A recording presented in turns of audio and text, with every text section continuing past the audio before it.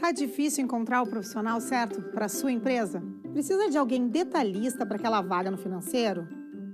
Quem sabe um criativo para o marketing? Ou ainda, alguém focado em resultados? A Fortus RH utiliza técnicas de seleção e processos estruturados, realizando entrevistas e aplicando provas e testes específicos.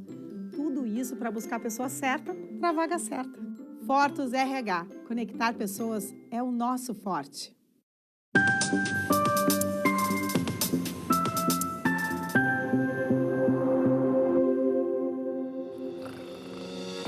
Olá, venho dar as boas-vindas para você que já está assistindo o programa Papo Certo. Nós, de segunda a sexta, estamos aqui, sempre trazendo assuntos de relevância e do dia a dia. E no Papo Trabalhista de hoje, vamos falar sobre o trabalho por aplicativos, um tema que gera muitas dúvidas sobre os reais direitos dos motoristas.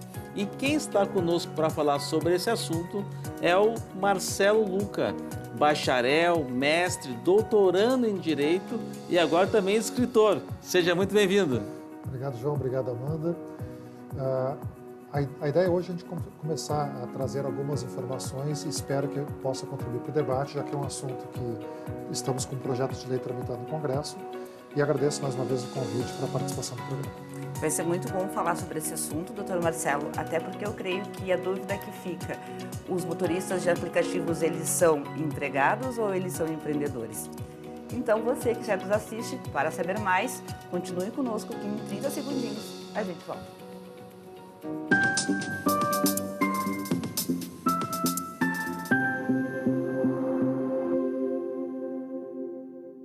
Você já parou para pensar que a sua empresa pode estar pagando impostos a mais?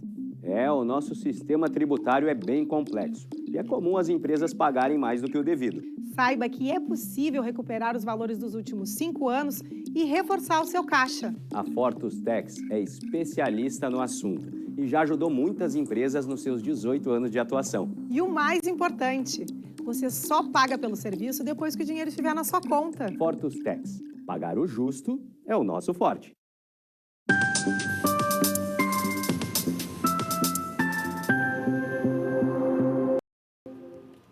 Voltamos e o Papo Certo está sendo transmitido também através dos principais canais digitais. NET, Claro, Vivo, Tubarão e TVN e simultaneamente pelo YouTube e Facebook. E eu já quero deixar aqui um alerta de spoiler para vocês, que no final do programa de hoje teremos um presente especial para os nossos telespectadores.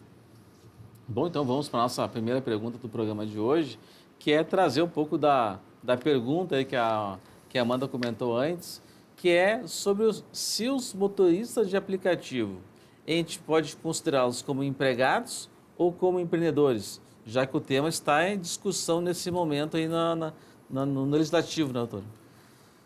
É isso aí, João. Há sempre essa grande dúvida. Afinal, a Uber, né, para citar o nome da empresa mais conhecida, ou qualquer outra empresa de aplicativos que trabalhe por transportes de passageiros por plataformas ou serviços de entrega a domicílio, ou o que quer que seja, eles são uma empresa que emprega alguém ou, como as empresas dizem, as empresas se apresentam como uma plataforma de tecnologia. Elas não se apresentam como empregadores, porque qual é o argumento que a empresa utiliza? A empresa diz, eu sou uma plataforma digital, que uma pessoa que quer oferecer uma carona no seu veículo se disponibiliza para aquela pessoa que quer buscar a carona. Uma intermediadora quase, uma similaridade, por exemplo, uma operadora de cartão de crédito. A operadora de cartão de crédito não faz a venda do produto, que vai lá comprar um sapato, comprar um carro, o que quer que seja. A operadora do cartão de crédito oferece a intermediação do trâmite do pagamento. No caso dessas plataformas digitais, elas se apresentam dessa maneira. Mas o que está por trás, e acho que essa é a pergunta mais difícil de responder, é o espírito da pessoa que trabalha. Eu acho que há um consenso hoje em dia, tanto as pessoas que estudam quanto as pessoas que se debruçam sobre o tema, os pesquisadores e as pessoas diretamente envolvidas na operação, de que nós estamos falando de trabalhadores, mas não se pode dizer que seja um empreendedor, porque ele não tem total condição de ser dono dos meios de produção, no conceito original da condição de empreendedor. Ele não é dono da plataforma. Assim como o trabalhador não pode ser, talvez, caracterizado como empregado, uma vez que não estão presentes todos os requisitos trabalhistas, né, para caracterizar o vínculo de emprego, que é onerosidade, pessoalidade, não eventualidade, subordinação.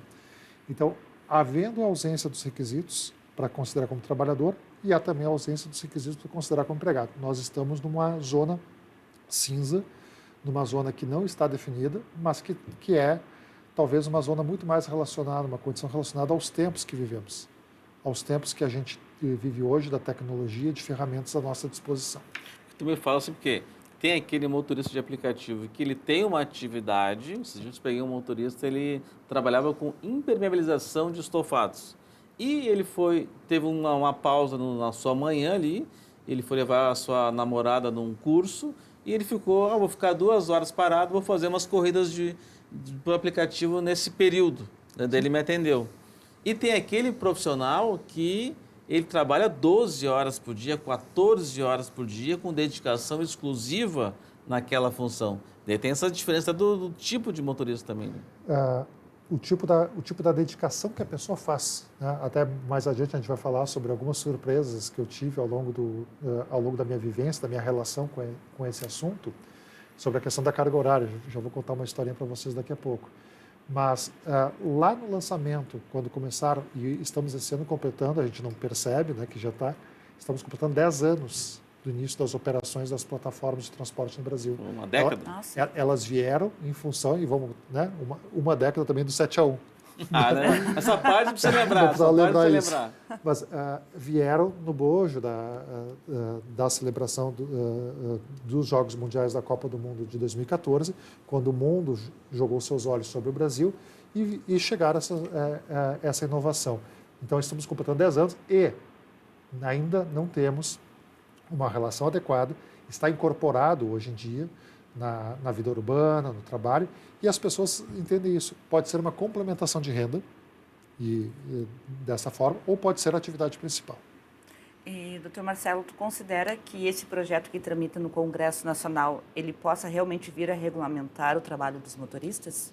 Eu diria que é necessário, mas nós estamos diante de uma situação bem... Vamos lá, eu não vou dizer que é surpresa, né? Porque infelizmente no Brasil tudo vira, e usando uma expressão muito típica aqui do Rio Grande do Sul, tudo vira grenalização, né? Eu acho que há muita discussão do ponto de vista ideológico, de gente contra, a favor, colocando a partir de determinado entendimento, mas ninguém pode negar que é necessário haver algum tipo de regulamentação. Há 10 anos atrás, quando começaram a operação dessas operadoras por aplicativos, havia enfrentamentos, os permissionários de táxis, que são as permissões públicas, agrediam os motoristas. No primeiro dia de operação de uma dessas plataformas em Porto Alegre, teve um caso com muita repercussão, de que um grupo de taxistas cercou o motorista, agrediu ele, o cara foi parar no hospital, ficou hospitalizado durante vários dias, numa praça, num supermercado lá em Porto Alegre. Então havia todo esse enfrentamento. Vai acabar com o sistema de táxi, que é um sistema secular. Esse projeto de lei é necessário, mas me parece que nós não estamos ainda suficientemente esclarecidos e estamos virando isso como torcida, quando devia ser uma discussão técnica, qualificada, para poder regulamentar. Eu acho que tem que pegar também exemplos do mundo, né? Agora o governador estava na Itália e comentou que lá na Itália os aplicativos existem muito poucos, só existe um modelo lá, o Black, e a maior parte das corridas que são realizadas lá na Itália, onde ele estava comentando, que eram motoristas de táxi. Então, tem diferentes realidades no mundo que eu acho que é importante fazer esse comparativo. Por conta da minha situação de estudos, o ano passado eu fiquei um tempo fora fazendo o estágio doutoral e estava na Itália. Né? Fiz os estudos na Universidade de Firenze, sob orientação do professor Emílio Santoro. E daí, Florença e Roma, lugares que eu frequentei um pouco mais. Então, a minha experiência mais recente lá dizia exatamente isso. Mas por que no caso das cidades italianas? As cidades italianas, os seus centros históricos, não pode qualquer carro circular. Né? Uma experiência que tive há uns anos atrás, o GPS foi me botando para uma cidadezinha daquelas.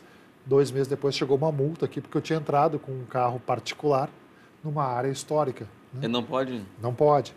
Então, os táxis é que são autorizados a entrar nas grandes cidades, Roma, Paris, essas cidades que têm regulações, que têm áreas de circulação restrita.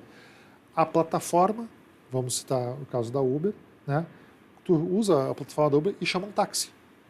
Mesma coisa em algumas áreas dos Estados Unidos, de algumas cidades, enfim, tu chama táxi, porque os táxis também perceberam o seguinte, e isso é a lógica de mercado, né? Se há oferta, se há procura, eu tenho que fazer a oferta. Então, os táxis, inclusive, se apresentam dentro disso. Em algumas cidades, eles são incluídos na plataforma. Então, por isso, então, tinha até uma explicação. O doutor Marcelo explicou aqui que eles nem os carros não podem entrar nessas cidades históricas, né? Bom, tu, senhor Marcelo, fizeste uma pesquisa sobre o trabalho de motoristas de aplicativos. Tu pode nos falar como foi? Quando eu fiz os meus estudos de mestrado, mestrado no Direito, né, foi mais recentemente, eu queria trazer um pouco do meu conhecimento que eu tenho da área de engenharia, né, que é a questão do digital, da formulação de programas, mas também esse debate do ponto de vista do direito, né, desses dois mundos, e fui parar no dilema. As pessoas que trabalham através de plataformas digitais, elas têm garantidas as condições trabalhistas e as condições de segurança do trabalho? E daí a minha pesquisa, como é que foi? Eu me cadastrei como motorista da Uber, né? Estabeleci com o meu orientador, que é o professor Germano Schwartz, qual era o range, quantas viagens eu iria fazer. Me cadastrei como motorista da Uber, fui lá, fiz todo o trâmite, fui ao Detran, obtive minha habilitação. Então, hoje eu sou um motorista cadastrado Uber, estou meio sem operação nos últimos anos, mas está ali a minha licença. E dirigi para poder verificar como são as condições, para ter uma experiência de campo real, né? E essa experiência foi enriquecedora por perceber o quanto, a partir de um olhar de alguém que, como o João perguntou antes, eu não dependia daquilo, então eu estava numa condição menos aflitiva, né? Não era meu trabalho. Mas deu para ver que há muitas fragilidades. E eu vivi coisas incríveis, assim. Eu participava daí de grupos de motoristas, e um dia, de curiosidade, eu queria saber, né, a pergunta que o João fez agora há pouco. Quantas horas por dia no máximo de trabalho? E nós temos, na nossa cultura, a ideia de que trabalho é uma coisa que dignifica e quem trabalha é que é bom. Quem não trabalha é tido como... Daí isso vai para uma outra discussão, que é a discussão weberiana, que é a questão do orgulho do trabalho, né? O que aconteceu? Perguntei assim, quantas horas trabalha? Um fala, eu trabalho 8 horas direto, 12, né? Daqui a pouco um pega e bate na mesa lá, não. Trabalhei 36 horas direto conectado. Ele botou o print no grupo ali, e eu olhei aquilo, daí conversei com essa pessoa depois. Isso hoje em dia isso está um pouco mais controlado pelas plataformas, mas o sujeito comprovadamente me mandou o print, eu conversei com ele depois, ele trabalhou 36 horas conectados. Daí cabe a pergunta, Amanda e João. Eu saio de noite e vou para uma festa, vou para uma confraternização, eu vou tomar um brinde, beber alguma coisa, estou cansado, não vou dirigir porque eu não quero me arriscar no trânsito, não quero colocar as outras pessoas, então eu vou chamar um carro de aplicativo. Eu não tenho hoje, como usuário, certeza de que aquele motorista tenha passado por um exame toxicológico, diferente, por exemplo, dos motoristas de caminhão, que é exigido isso, né, dos motoristas de ônibus. Eu não tenho certeza se aquela pessoa está acordada quantas horas. Então, estas fragilidades... E até se ele ingeriu álcool também, né? Se ele ingeriu álcool também, enfim. Há uma série de fragilidades no sistema que me impactaram muito, né? A condição de controle que existia, né? Eu fiz depois, como resultado dessa pesquisa, uma publicação, que é um livro, né? Que é este livro aqui que eu vou te dar de presente hoje, João. Muito obrigado. Que é sobre os motoristas de aplicativo e a segurança do trabalho na indústria 4.0, que é essa indústria da tecnologia.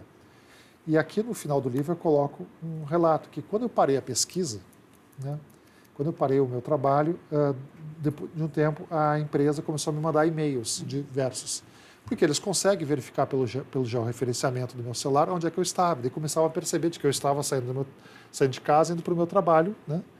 E daí começaram a mandar mensagem, volte a trabalhar, até que chegaram num, né? Eu vou te passar aqui, João, só para a gente ver qual é o título, né? O e-mail dizia assim, ganhe mais trocando a segunda, terça ou quarta pelo domingo. Daí o texto conta assim, olha, já que você é ocupado durante a semana, domingo é um dia maravilhoso para circular pela cidade, né? Venha trabalhar, você vai ganhar tantos, assim, tem os parques e tudo mais.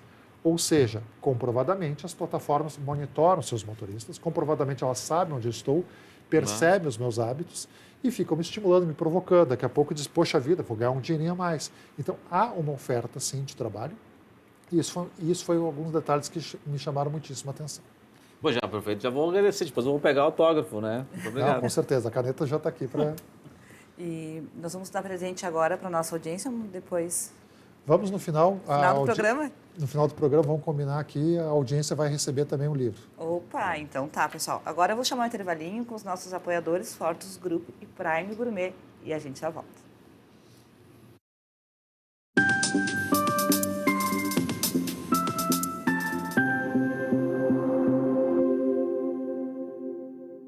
Tal ganhar o prato do seu acompanhante. Com esse app você compra um e ganha um. Simples assim. Vale também para ingressos e hospedagens. De Gramado para o Brasil, o Prime Gourmet traz experiências incríveis para você. Baixe o app grátis e assine quando for usar. Já somos mais de 500 mil aproveitando esse guia gastronômico e turístico. Faça parte desse clube também. Para o cliente, economia e experiências em dobro por um ano. Para o parceiro Prime, clientes selecionados. Uma forma elegante de utilizar descontos.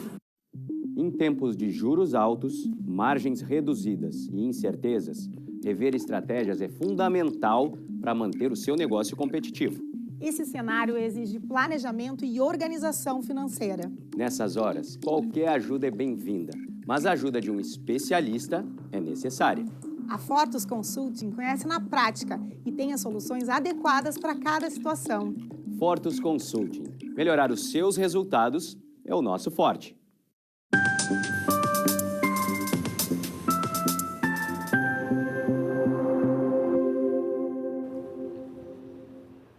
E no programa de hoje o papo é trabalhista e nós estamos com o Marcelo Luca, que está trazendo para a gente sobre trabalhos por aplicativos.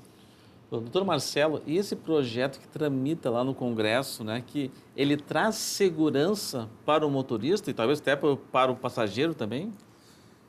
João, muito bom essa vírgula que fizestes na pergunta, de perguntar se traz segurança para o passageiro também. Porque vamos entender uma situação. O fato de eu ser ou não ser um motorista, de qualquer um de nós estarmos trabalhando como motorista por aplicativo, significa que nós temos que ter uma condição social que seja uma regra clara para todo mundo, senão a gente vira, né, terra de ninguém, enfim. Este projeto, é o PLP 12/2024, é um projeto de lei complementar, né, que traz uma complementação à regra constitucional sobre as relações de trabalho e estabelece, de maneira clara, para a segurança, inclusive jurídica, o projeto diz isso, que não se caracteriza vínculo de emprego.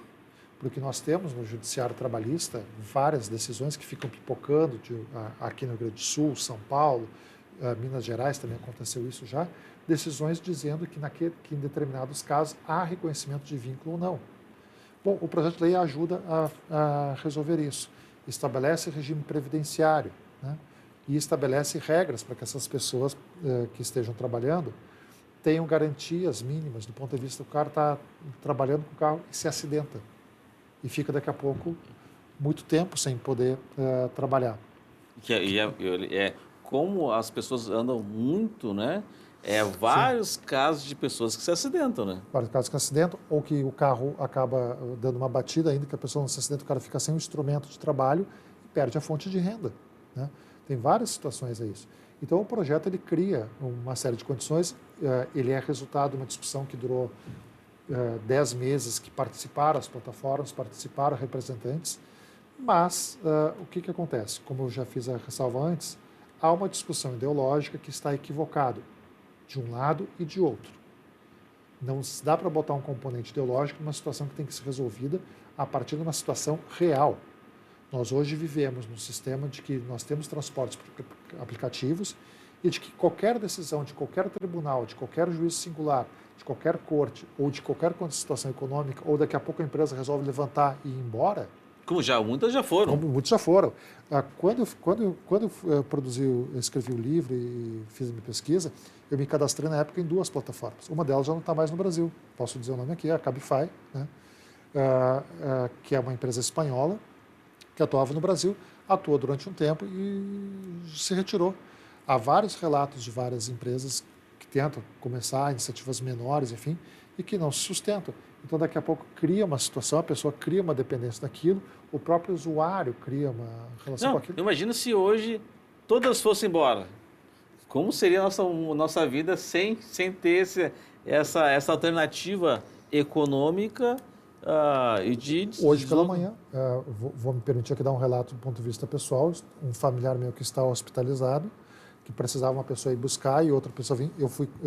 Nós utilizamos um transporte pelo aplicativo para que uma pessoa fosse num carro e outra num carro, para que pudéssemos buscar um familiar. Era uma solução prática, rápida, que não precisava daí ficar manobrando, não precisava ter 2, 3 motoristas da família. Eu utilizei e é um método eficiente. As pessoas se organizam, né? Há uma ampliação de recursos a partir disso e exploração dessas possibilidades. Lembrando que, além de transporte por aplicativos, também tem a questão das entregas, né? Se eu tenho um pequeno negócio de bairro, sei lá, sou um fornecedor de pizza, né? Uma pizzaria, eu não preciso mais hoje ter um serviço de motoboy exclusivo me atendendo. Posso utilizar a partir dessas plataformas. Então, se isso retirasse hoje, e nós estamos numa fragilidade, a lei hoje ela é necessária. Se ela está certa, né, remeto à discussão que teve ontem. Ontem tivemos no Congresso Nacional uma audiência pública que foi realizada no plenário. Centenas de pessoas participaram e, infelizmente, não se chegou a um consenso. Virou disputa de torcida. E, doutor Marcelo, tem algum país que tem uma legislação parecida com essa proposta pelo governo? Sim, Amanda, nós sabemos, e eu acompanho bastante isso, em março deste ano, a União Europeia estabeleceu uma diretiva, né? Como é que funciona o sistema europeu. O Conselho Geral Europeu, o Parlamento Europeu, ele pode fazer regras, mas pode fazer diretivas para os países membros da União Europeia. E em 1º de março deste ano, 2024, foi lançada uma diretiva europeia para o transporte pelo aplicativo, transporte de passageiros e de entregadores, e estabelecendo condições de segurança, limitando, por exemplo, carga horária, né? E dizendo listando uma série de requisitos que, se forem descumpridos, virá a caracterizar como vínculo de emprego. Então, tinha uma regra. Se não cumprir a lei... Se não cumprir, é emprego. Daí... E daí com todos os direitos inerentes ao reconhecimento de uma relação formal de emprego. Então, há hoje uma experiência e alguns estados norte-americanos, devido ao sistema legislativo deles, em alguns estados há leis que proíbem a existência de aplicativos. Que proíbem. Né, porque estabelece reserva de mercado para o serviço de táxi a partir das permissões públicas, né? Daí a exceção é quando há uma situação caracterizada que a pessoa previamente, que é a questão do chamado transporte executivo e tudo mais. Nós temos sim experiências de lei e de regulamentação que melhor se aplicaria para nós, né, é essa referência da diretiva europeia. Doutor Marcelo Luca, o senhor como é um grande estudioso, né, sobre o tema, né?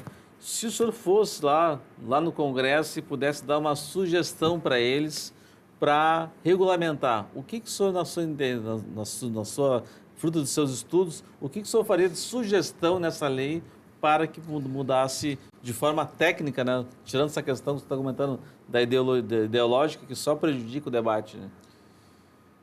Eu creio que o que eu mudaria?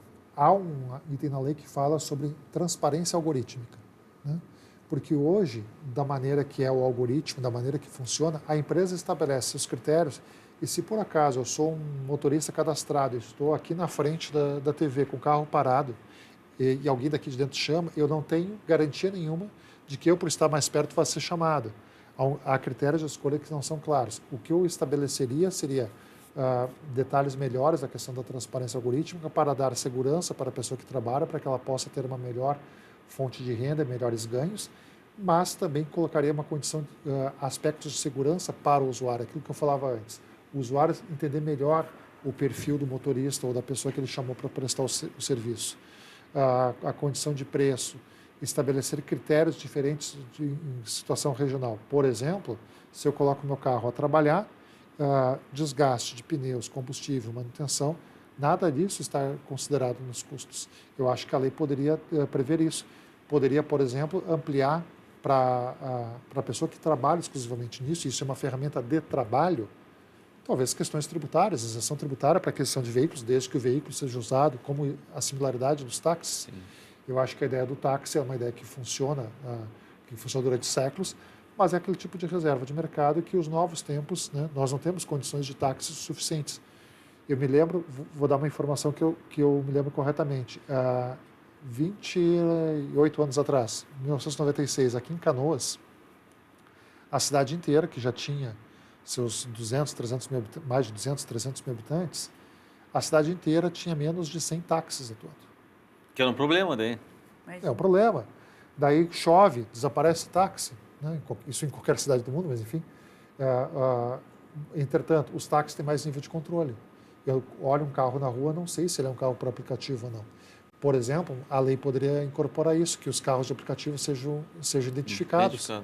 Porque vai entrar, por exemplo, numa comunidade. Dali a pouco, e a pessoa está ali trabalhando, os caras avisam, olha, não vou entrar com o meu carro lá porque a comunidade vai achar que eu sou um invasor, qualquer coisa que seja, que dá segurança. Então, há uma série de detalhes, mas acho que o que eu mudaria, principalmente nesse projeto de lei, é chamar mais a questão pública em um debate melhor, mais transparente. Nós temos mais uns 2 minutinhos de programa, doutor Marcelo. E, na sua opinião, os serviços de aplicativos de transportes, eles tendem a melhorar, piorar ou permanecer como estão? Eu acho que o mercado responde a isso. Quem não tem competência não se estabelece. Aquilo que não é bem, o serviço que não é bem prestado não se mantém. O usuário abandona. Se eu tenho um serviço caro e mal feito e eu não tenho opção, né? Os serviços de aplicativos eles vieram ampliar. Acabamos de falar sobre a questão dos táxis, que as pessoas, o taxista, eu não sei por que rua ele está andando, né? Não sei qual caminho que ele está fazendo, essa é imaginária. Vai chegar numa cidade, vai pegar um táxi, o cara vai ficar dando voltas. Tu entra num aplicativo, tu está ali com o roteiro que vai fazer, tu vai acompanhando, monitorando. Eu acho que são aprimoramentos, porque o aprimoramento será constante. E eu acho que ele é uma realidade que não será retrocedida. Abandonar o conceito disso, ele é uma solução para menor ocupação das vias públicas, porque a quantidade de carros, o desafio é que qualquer um vá para a rua, da esquina de sua casa, na hora do rush, final da tarde, e conta quantos carros passam com apenas um motorista dentro. Sim. Né? Então, a ideia do compartilhamento, a ideia da utilização, ela é uma ideia que pode ser aprimorada constantemente. Por exemplo, eu tenho uma reunião hoje no centro de Porto Alegre. Eu vou pegar o quê? Vou pegar um aplicativo. Mais barato que um estacionamento. Que estacionamento é muito caro, tem a facilidade, vou deixar o carro longe para onde eu vou ter que ir, meu destino, então vou levar mais tempo, então acabo pegando. Então tem uma série de facilidades que auxiliam muito no dia a dia das pessoas. Bom, eu quero aproveitar e comentar com vocês que enviaram as perguntas aqui para a gente, comentários também, que elas vão ser passadas para o nosso convidado logo após o término do programa. Mas agora, como a gente está terminando já, vamos falar sobre o presente, vamos presentear os nossos telespectadores. Então, doutor. Quando eu terminei essa dissertação de mestrado, a minha dissertação resultou esse livro, publicado pela Paixão Editoras, que é Os Motoristas de Aplicativo e a Segurança do Trabalho na Indústria 4.0. Então, vamos, para a nossa audiência que nos acompanha, vamos dar um livro para eles, vamos sortear. Vamos. Né?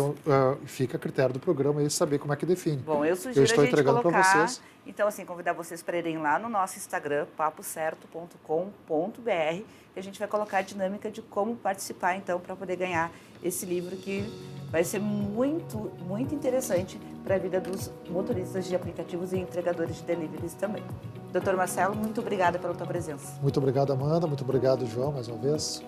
Agradeço a nossa qualificada audiência e um abraço especial a todos os profissionais que trabalham como motorista de aplicativo. Não se esqueçam, hein? papocerto.com.br para ganhar o livro, então, do Dr. Marcelo Luca. Ficamos por aqui, então, até amanhã. Nos vemos novamente.